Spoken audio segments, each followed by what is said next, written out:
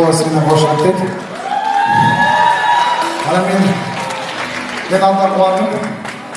Bu yigitlar shu konservatoriyada o'qishadi, Bishkekda musiqani maktabda o'sha yerda universitetda o'qishadi, o'sha yerda отличник bo'ldi. Bir kun o'qiyapmiz. Yaxshi bo'ldi. Mana men sizlar uchun oltin menen degan chorvani shu Ularbek menen Ruslan menen cho'g'ib biz sizlarga beramiz. Sog'